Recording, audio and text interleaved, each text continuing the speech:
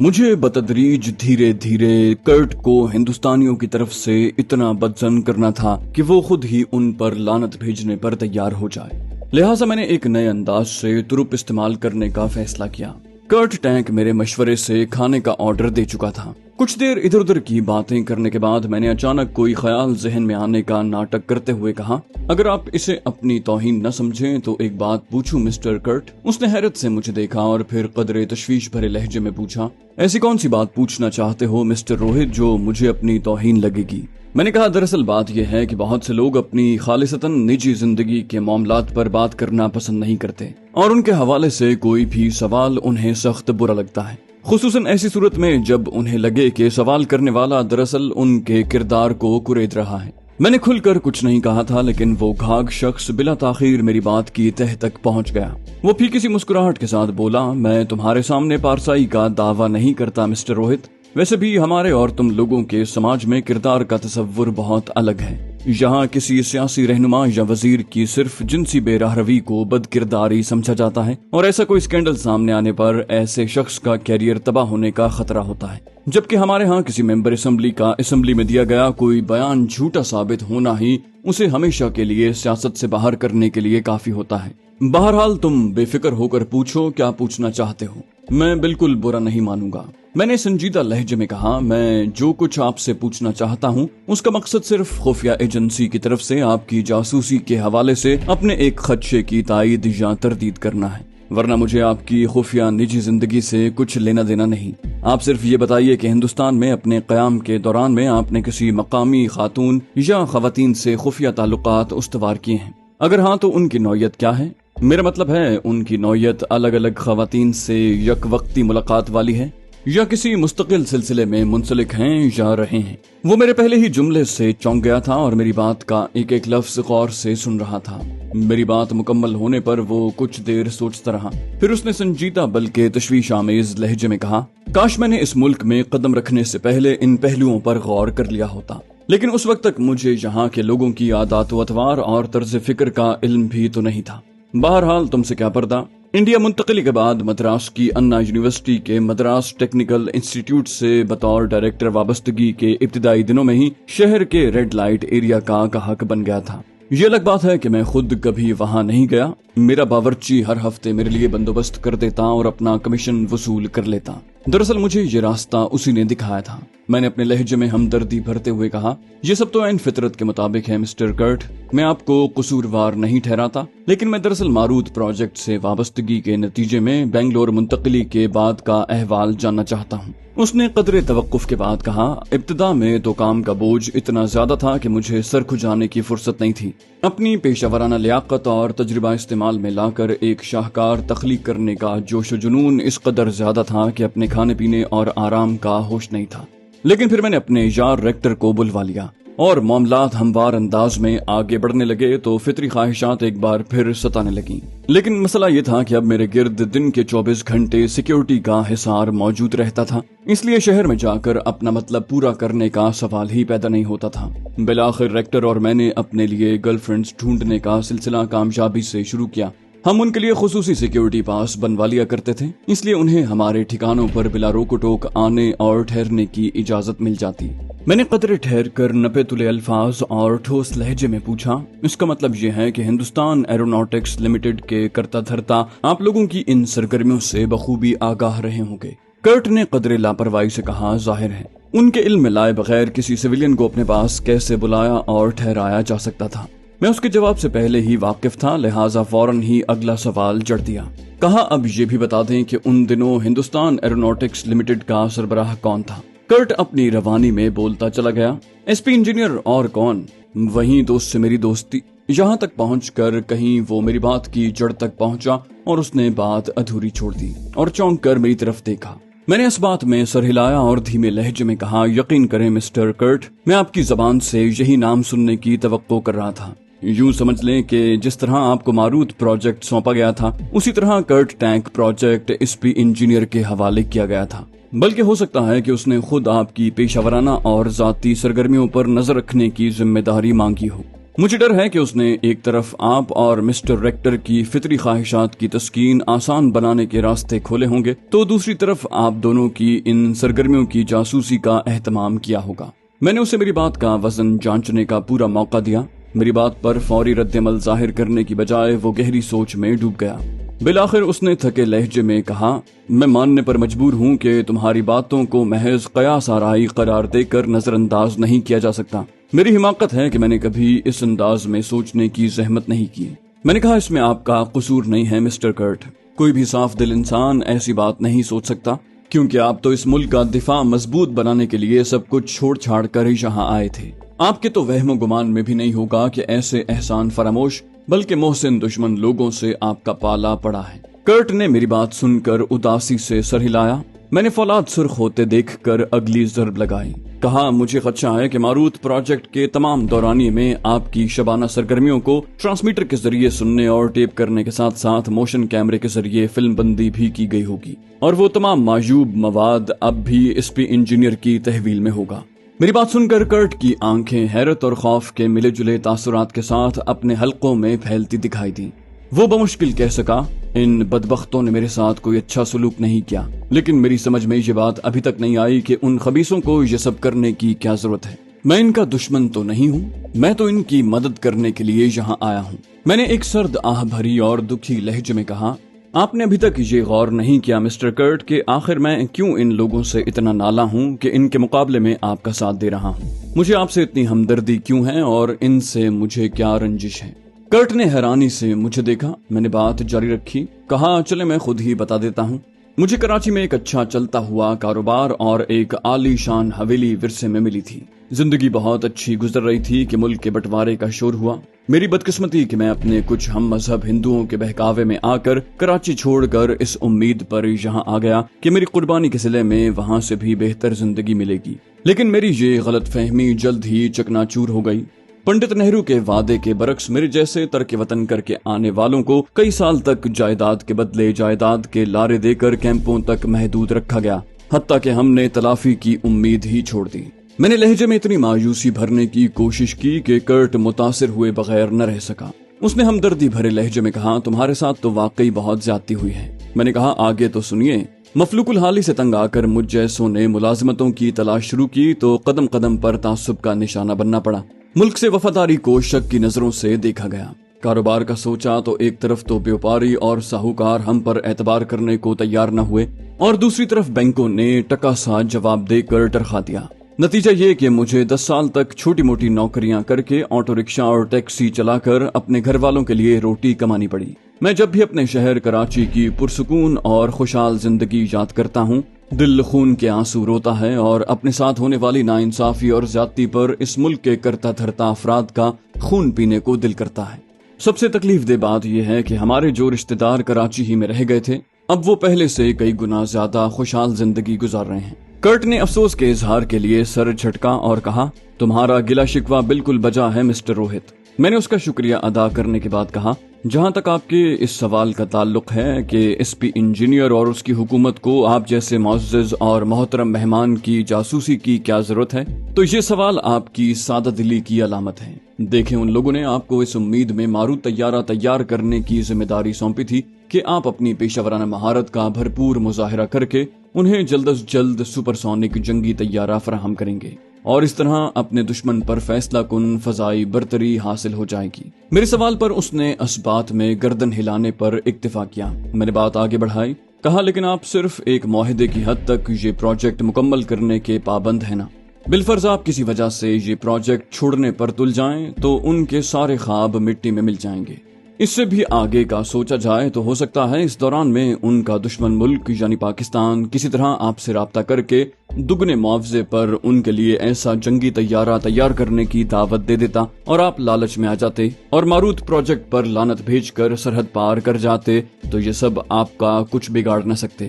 اس کے چہرے سے اندازہ ہو رہا تھا کہ بات اس کی عقل میں آ رہی ہے۔ میں نے مطمئن ہو کر بات آگے بڑھائی، کہا تو بات صرف اتنی سی ہے کہ یہ لوگ آپ کی وابستگی پر اندھا اعتبار کرنے کی بجائے یہ یقینی بنانا چاہتے تھے کہ آپ اگر کسی بھی وجہ سے کسی بھی مرحلے پر ماروت پروجیکٹ سے علیحدہ ہونے کا سوچیں تو ان کے پاس آپ کو روکنے کے مؤثر ہتھ کنڈے پہلے سے موجود ہوں۔ انہوں نے آپ کی ایسی کمزوریاں اپنے قبضے میں کر لی تھیں جن کے ذریعے آپ کو بلیک میل کر کے ان کے اشارے پر چلنے پر مجبور کیا جا سکے۔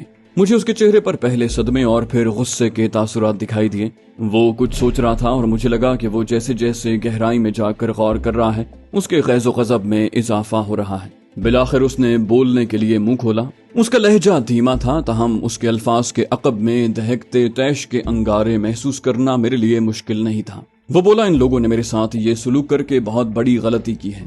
میری نیک نیتی اور انتھک محنت کی توہین انہیں بہت مہنگی پڑے گی۔ میرے جیسے فنکاروں کے پاس عزت نفس کے سوا ہوتا کیا ہے؟ صرف اپنی صلاحیت کا اعتراف کرانے کے لیے ہم اپنی آنکھوں کی بینائی اور سوچ کی گہرائی اپنی تخلیق میں نچوڑ دیتے ہیں۔ ان سے تو نازی جرمنی کی وزارت ہوابازی ہی بہتر تھی جس نے میرے نام کے ابتدائی 2 حروف کو میرے تخلیق کردہ جنگی جہاز کے نام کا حصہ بنا دیا تھا۔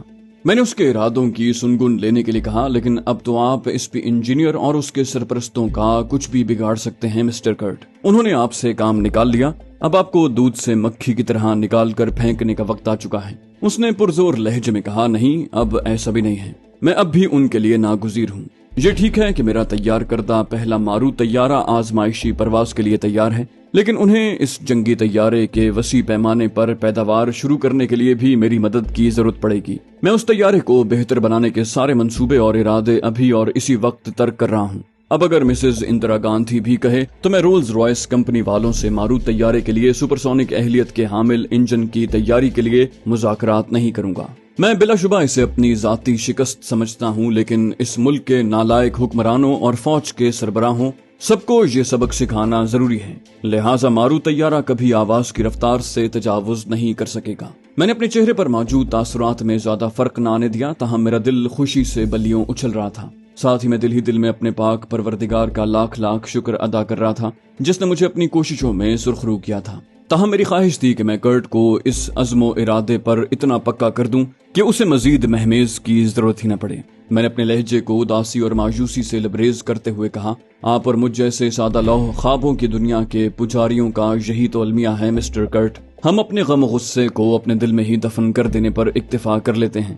ہماری جگہ کوئی اور ہوتا تو اپنے خلوص اور نیک نیتی کی توہین کرنے والے سے ایسا انتقام لیتا کہ ان کی نسلیں یاد رکھتی۔ میری بات سن کر اس نے قدرے بے بسی سے کہا، میں نے کہا تو ہے کہ اب میں ماروت طیارے کو سپرسونک بنانے کا سوچوں گا بھی نہیں۔ اب اور میں کیا کر سکتا ہوں؟ اب تو وہ پروٹوٹائپ ماروت طیارہ بھی براہ راست میری تحویل میں نہیں ہے کہ میں اسے تباہ کر کے اپنا انتقام لے لوں۔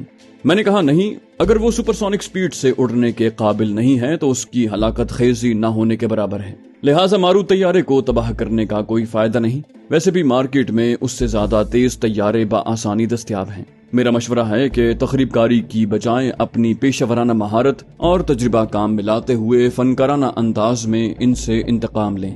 کرٹ نے میری بات سن کر الجھن بھرے لہجے میں کہا، میں تمہارا مطلب نہیں سمجھا دوست، میں ان سے کیسے فنکارانہ انتقام لے سکتا ہوں؟ میں نے کہا، میں آپ کو بتاتا ہوں، پہلے آپ یہ بتائیے کہ اس پروجیکٹ کے حوالے سے آپ کے معاہدے کی مدت کب پوری ہو رہی ہے؟ اس نے کچھ سوچتے ہوئے کہا، ویسے تو میں اس طیارے کی آزمائشی پرواز کامیاب ہوتے ہی ماروت پروجیکٹ سے لازماً وابستہ رہنے کی پابندی سے قانونی طور پر آزاد ہو جاؤں گا، تاہم باہمی رضامندی سے اس معاہدے کی لامتناہی مدت تک تجدید ہو سکتی ہے۔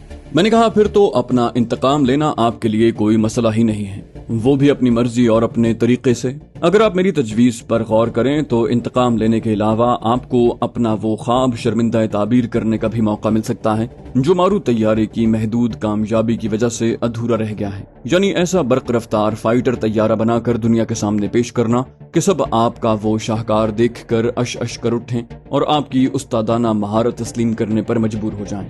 میری بات سن کر اس کے چہرے پر حیرانی کے تاثرات ابھرے، پھر اس نے سوالیہ نظروں سے مجھے دیکھا۔ میں نے مطمئن لہجے میں کہا، آپ نے ہندو تہذیب میں سیاسی، معاشی اور عسکری حکمت عملی کا امام تسلیم کیے جانے والے چانکیہ کوٹلیہ کا نام تو سنا ہوگا مسٹر کرٹ۔ اس نے संस्कृत जबान में अपनी मशहूर किताब अर्थशास्त्र में अपनी कौम के लिए एक ऐसी हिकमत अमली दर्ज की थी जिसकी ये लोग आज भी पैरवी करते हैं, ताहम दर हकीकत उस पर पूरी दुनिया में अमल किया जा सकता है। मैंने देखा कि बूढ़ा जर्मन गहरी दिलचस्पी से मेरी बात सुन रहा है। उसने कोई सवाल करने की बजाय सर के इशारे से मुझे बात आगे बढ़ाने को कहा। मैंने कहा मंतकी एतबार से उसका वज़ा करदा उसूल बिल्कुल दुरुस्त है। उसने लिखा था कि मेरे दोस्त का दोस्त मेरा दोस्त है, मेरे दोस्त का दुश्मन मेरा दुश्मन है, और मेरे दुश्मन का दोस्त मेरा दुश्मन है। इसी तरह मेरे दुश्मन का दुश्मन मेरा दोस्त है। मेरी बात मुकम्मल होने पर कर्ट ने पुरजोश अंदाज में सर हिलाया और कहा, मुझे ये तो नहीं पता कि दोस्ती और दुश्मनी के ये उसूल किसने वज़ा किए, लेकिन बैनुल अक़वामी सियासत में इन उसूलों की पैरवी का मैं बजाते खुद गवाह हूँ। मसलन जंग अजीम दोम से पहले यूरोपीय ममालिक और सोवियत रूस आपस में सख्त इख्तलाफात रखते थे, लेकिन अपने मुश्तरका दुश्मन नाजी जर्मनी के हिटलर को शिकस्त देने के लिए वो आपस में इत्तेहादी बन गए थे। बल्कि बरतानवी वजीर आजम चर्चिल का मशहूर कौल है कि अगर हिटलर ने जहन्नम पर कब्जा करने के लिए भी हमला किया तो मैं अपने ईवान नुमाइंदगान में शैतान की हिमायत में बात करूंगा। लेकिन मैं यहाँ तुम्हारे इस हवाले का मतलब अब भी नहीं समझा। मैंने गंभीर लहजे में कहा, मामला तो बिल्कुल वाज़ेह है मिस्टर कर्ट, बस अपनी तबई शराफत की वजह से आप उस रुख पर नहीं सोच पा रहे। अच्छा ये बताइए कि आप हिंदुस्तान और यहाँ के कर्ता धर्ताओं को अब अपना दोस्त समझते हैं या दुश्मन? मेरी बात सुनकर वो कुछ चौंका। फिर चंद लम्हों के तवक्कुफ के बाद उसकी आंखों में एक अजीब सी चमक उभरी। उसने भारी लहजे में कहा, मैं आज तक इन्हें अपना दोस्त ही समझता आया हूँ, लेकिन अब मुझे पता चल चुका है कि इन्होंने मुझे कभी अपना दोस्त नहीं समझा, बल्कि इनकी नजर में मेरी हैसियत भाड़े के टट्टू से ज्यादा नहीं है। लिहाजा अब मेरी इज्जत नफ्स भी गवारा नहीं करती कि मैं इन्हें अपना दोस्त समझूं। मैंने अपने हर लफ्ज पर जोर देते हुए पूछा, इसका मतलब ये है कि अब आप इन्हें अपना दुश्मन समझते हैं? मेरी बात सुनकर उसने असबात में सर हिलाया। उसके चेहरे पर अज़्म नुमाया था। मैंने फौरन ही अपने मौक़िफ़ को आगे बढ़ाना मुनासिब समझा। मैंने कहा, अगर आप वाकई अपनी तौहीन का भरपूर बदला लेना चाहें तो फिर मेरा मशवरा है मिस्टर कर्ट कि आप भी चाणक्य कौटिल्य के फार्मूले मेरे दुश्मन का दुश्मन मेरा दोस्त पर अमल करें। मुझे मालूम था कि वो एक बार फिर मजीद वजाहत का मुतालबा करेगा, लिहाजा मैंने बात जारी रखी। कहा, इस तरह आप न सिर्फ इन कम ज़र्फ लोगों से शाया निशान इंतकाम ले सकेंगे, बल्कि आपको तैयारा साजी की तारीख में अपना नाम हमेशा के लिए जिंदा और पाइंदा रखने का मौका भी मिल जाएगा। इतना कहकर मैं खामोश हो गया। मैं चाहता था कि इस मर्तबा वो खुद दिमाग लड़ाकर मेरी बात की गहराई तक पहुंचे। वो सियासी दाव पेच से लाख बेबहरा सही, अकल से बिल्कुल आरी बुद्धू हरगिज नहीं था। मेरा अंदाजा दुरुस्त निकला। कुछ देर सोचने के बाद उसने दबे दबे जोश के साथ कहा, तुम्हारा मतलब है मैं इन नाशुक्रे और एहसान फरामोश लोगों से जान छुड़ाकर इनके दुश्मन पड़ोसी मुल्क पाकिस्तान के लिए जंगी तैयारा बनाऊं? मैंने कदरे तवक्कुफ के बाद कहा, मैं अगर आपकी जगह होता तो इन्हें मजा चखाने के लिए ऐसा ही करता, लेकिन मैं सिर्फ तजवीज दे सकता हूँ। अपने लिए ऐसे किसी फैसले का हक बहरहाल आपको ही है। मेरी बात पर कर्ट का हैरानी पर मबनी रद्द-ए-अमल मेरे लिए गैर मुतवक्के नहीं था। ताहम उसने फौरी तौर पर कुछ जवाब देने या पूछने की बजाय मेरी बात पर गौर करना बेहतर समझा। चंद लम्हे सोच में डूबा रहने के बाद उसने कुरेदने वाली नजरों से मेरा जायजा लिया और फिर धीमे लहजे में कहा, अगर मैं तुम्हारी ये तजवीज मान भी लूं तो इस बात की क्या जमानत है कि पाकिस्तानी हुकूमत मेरी खिदमत से इस्तिफादा करने पर आमादा हो जाएगी? वो मुझ पर एतबार क्यों करेंगे जबकि मैं उनके दुश्मन मुल्क के साथ मिलकर उनके खिलाफ काम करता रहा हूँ? और बिलफर्ज उन्होंने मुझे अपने लिए काम करने की दावत दे भी दी तो मुझे खदशा है कि वहाँ भी तंग नजर मफाद परस्त सियासतदान और लालची कामचोर नौकरशाही मुझे अपनी मर्जी के मुताबिक काम नहीं करने देगी। मेरी राय में हिंदुस्तान और पाकिस्तान में कुछ ज्यादा फर्क नहीं है। मैंने नफी में सर हिलाया और मुस्तहकम लहजे में कहा, मैं न चाहते हुए भी आपकी राय से इख्तिलाफ करने की जसारत कर रहा हूँ मिस्टर कर्ट। इन दोनों मुल्कों में कई एतबार से जमीन आसमान का फर्क है। पहली बात तो ये है कि वहाँ जनरल अयूब के तहत फौजी हुकूमत कायम है, लिहाजा कोई सियासतदान या सरकारी ओहदेदार कम अज कम मुल्क की दिफा जैसे नाजुक मामले में टांग अड़ाने की जुर्रत नहीं कर सकता। जबकि दोनों मुल्कों में सबसे बड़ा फर्क इनके हजम, आबादी और वसाइल का है। आप ही बताइए, क्या पाकिस्तान कभी भी हिंदुस्तान पर हमला करने की हिमाकत कर सकता है? नहीं ना। लेकिन खुद पाकिस्तान की सलामती को अपने से कई गुना ताकतवर ऐसे पड़ोसी की तरफ से हमेशा खतरा लाहक रहेगा, खुसूसन ऐसी सूरत हाल में कि हिंदुस्तान ने बंटवारे के बाद से आज तक कभी अपने पड़ोसी की खुद मुख्तारी और आजादी को खुलूस दिल से तस्लीम नहीं किया। और अखंड भारत आज भी इस मुल्क का सबसे मकबूल नारा है जो इस कौम के जारहाना इरादों की अक्कासी करता है। कदर तवक्कुफ के बाद मैंने अपनी बात आगे बढ़ाई। کہا بری بحری اور فضائی افواج کی تعداد اور ہتھیاروں کے اعتبار سے فیصلہ کن برتری رکھنے کے باوجود ہندوستان نے اپنے اسلحے کے ذخائر میں اضافے کا سلسلہ کبھی رکنے نہیں دیا۔ مارو طیارے کا پروجیکٹ اس کی واضح مثال ہے، جبکہ اس ملک نے صرف اپنی عسکری چودراہٹ قائم کرنے کے لیے خطے کا پہلا طیارہ بردار بحری جہاز بھی حاصل کر لیا ہے۔ اس خطرناک دشمن کا راستہ روکنے کا پاکستان کے پاس ایک ہی راستہ ہے کہ وہ محدود وسائل کے باوجود اپنے دفاع کے معاملے پر کوئی سمجھوتا نہ کرے۔ کرٹ اس دوران میں جہاں میری باتیں غور سے سن رہا تھا، وہاں اس کی تجربہ کار نگاہیں بغور میرے تاثرات کا جائزہ لے رہی تھیں۔ اسے میرے طویل بیان میں بار بار نمایاں ہونے والی جذباتیت بھانپنے میں کوئی مشکل پیش نہ آئی ہوگی، لہٰذا اس نے میری بات ختم ہونے کے بعد معنی خیز مسکراہٹ کے ساتھ کہا، تم نے جو کچھ کہا اسے جھٹلایا نہیں جا سکتا مسٹر روہت۔ یقین کرو میں تمہاری ہر بات سے متفق ہوں۔ میں یہ بھی اعتراف کرتا ہوں کہ تم اپنے پیشے میں کمال کی حد تک مہارت اور میری طرح اپنے فرائض سے جنون کی حد تک لگاؤ رکھتے ہو، اسی لیے میں خود کو تمہارا احترام کرنے پر مجبور پاتا ہوں۔ مجھے اس میں کوئی شک نہیں تھا کہ کرٹ میری اصلیت بھانپ چکا ہے، اور اس حوالے سے کوئی شک و شبہ نہیں رکھتا۔ مجھے اب فوری طور پر اپنی حکمت عملی پر غور کرنا تھا۔ ادھر وہ کہہ رہا تھا، میری تمام زندگی اس طرح کے معاملات کا مشاہدہ کرتے گزری ہے، اس لیے میں بہت کچھ سمجھنے کے باوجود تمہیں اپنی شناخت ظاہر کرنے کو نہیں کہوں گا، لیکن یقین دلاتا ہوں کہ تم مجھے اپنا خیر خواہ اور دوست ہی سمجھ سکتے ہو۔ حقیقت یہ ہے کہ مجھے تو تمہارا شکر گزار ہونا چاہیے۔ اس کی بات سن کر میں چونکا۔ میں نے سب باتیں گول کرتے ہوئے آخری جملے کا مطلب پوچھا۔ کہا، آپ کس حوالے سے میرا شکر گزار ہونے کی بات کر رہے ہیں مسٹر کرٹ؟ آپ وضاحت کر دیں تو مہربانی ہوگی۔ میری بات سن کر وہ کھل کر مسکرایا اور پھر بولا، شاید تمہیں معلوم ہوگا کہ میں نے اپنی زندگی کا بیشتر حصہ نازی جرمنی میں گزارا ہے اور پھر جنگ عظیم دوم میں بھی شامل رہا ہوں۔ مجھے دنیا کی بہت سی سیکرٹ سروسز کا طریقہ کار کا علم ہے، خصوصاً ہٹلر کی قائم کردہ ظلم و بربریت کی علامت خفیہ تنظیم گسٹاپو کی ہلاکت خیز سرگرمیوں سے تو دشمنوں کے علاوہ خود جرمن بھی محفوظ نہیں تھے۔ تمہیں شاید معلوم ہو، گسٹاپو کے کارندوں کی اکثریت کسی پر شک و شبے ہونے پر تصدیق یا تردید کی زحمت کرنے کی بجائے اسے راستے سے ہٹا دینے کو سب سے محفوظ حکمت عملی سمجھتی تھی۔ میں نے مداخلت کی بجائے اسے بات آگے بڑھانے کا موقع دیا۔ وہ بولا، میں دشمن ملک کے لیے ہلاکت خیز طیارہ بنا رہا ہوں۔ گسٹاپو سمیت دنیا کی اکثر سیکرٹ سروسز کے کسی ایجنٹ کے لیے مجھے ہلاک کرنے کے لیے اتنی ہی وجہ کافی تھی۔ میں جانتا ہوں کہ مجھے ہلاک کرنا تمہارے لیے بہت آسان تھا اور تم سب کی آنکھوں میں دھول جھونک کر بآسانی صحیح سلامت فرار ہونے میں کامیاب ہو جاتے۔ تمہیں کل رات کی ضیافت میں بس میرے جام میں زہر کا ایک کیپسول ہی تو ملانا تھا، لیکن تم نے یہ سہل راستہ اختیار نہیں کیا۔ مجھے زندگی بخشنے پر میں تمہارا شکریہ کیوں ادا نہ کروں؟ کرٹ جو کچھ کہہ رہا تھا مجھے فوری طور پر سمجھ نہ آیا کہ میں کیا رد عمل ظاہر کروں۔